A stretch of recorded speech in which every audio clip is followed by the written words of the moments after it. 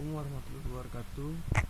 Saya Alif Nur Kurniawan dari Prodi D3 Sistem Informasi ingin menjelaskan disaster recovery plan.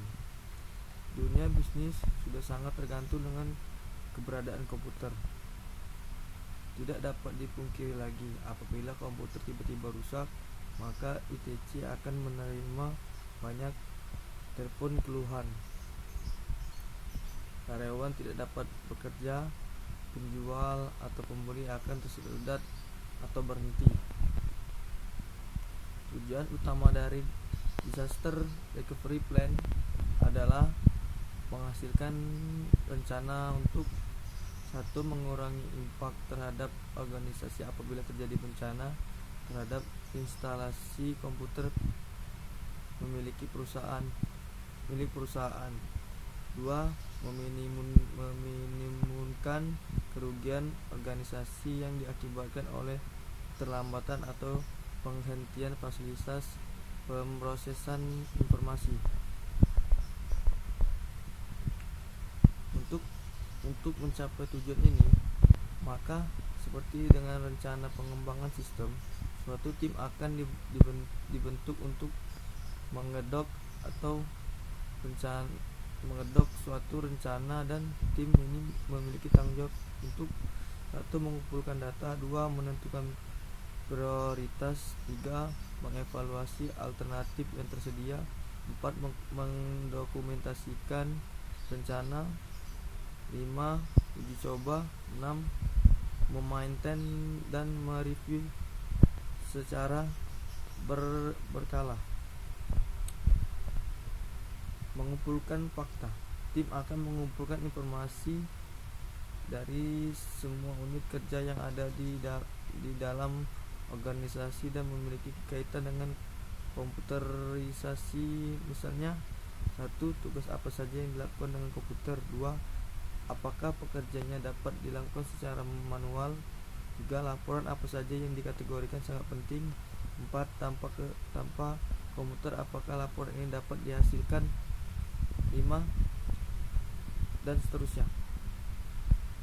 Dengan mengumpulkan informasi ini, maka tim proyek dapat mempertimbangkan dampak terhadap organisasi atau fungsi bisnis apabila tidak tersedianya 1. Komputer, software, dan informasi yang dihasilkan oleh sistem aplikasi. 2. Fasilitas komputer hardware dan data komunikasi. 4. Dokumentasi. 5.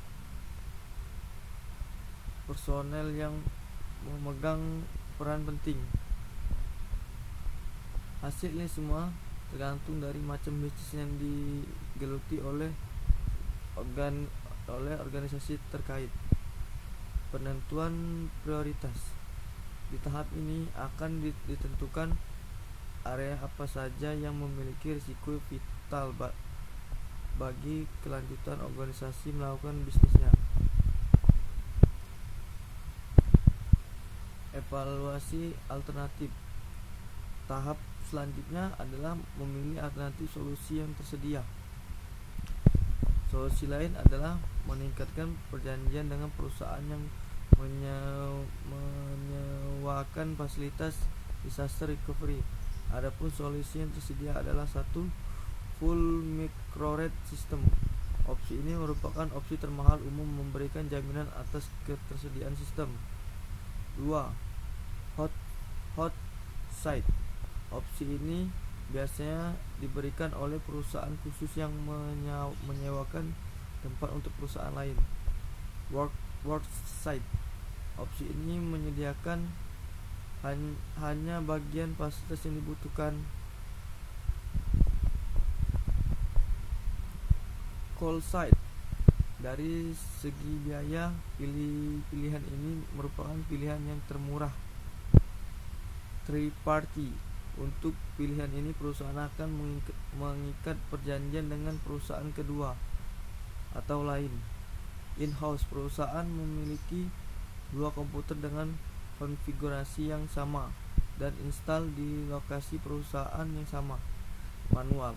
Opsi ini merupakan opsi terakhir apabila dari segi biaya semua opsi sebelumnya tidak mungkin untuk direalisasikan. Dokumentasi Disaster Recovery Plan. Beragam buku teks memberikan alternatif isi dari dokumentasi disaster recovery plan. Namun secara umum dokumentasi ini terdiri dari jenis bencana alam seperti banjir, kebakaran, gempa bumi, tsunami, letusan gunung. 2. Bencana yang diakibatkan manusia atau teroris, bom, peledakan, huru-hara, dan lain-lain. 3. Bencana teknologi, misalnya listrik, information teknologi, infrastruktur, sistem failure. Uji coba dapat dilakukan dengan beragam cara seperti 1. Tes secara mendadak. Uji coba ini dilakukan secara mendadak dan personel lain tidak diinformasikan lebih dulu. 2. Tes yang telah direncanakan. Uji coba ini dilakukan dengan menginformasikan personel lebih dahulu. Global test. Uji coba ini dilakukan secara menyeluruh termasuk semua cabang kantor yang tidak di lokasi yang sama. 4. Partial test. Uji coba dilakukan secara tidak menyeluruh atau tidak melibatkan unit kerja yang lain. Ya, itu saja penjelasan dari saya. Maaf kalau sendat-sendat. Assalamualaikum warahmatullahi wabarakatuh.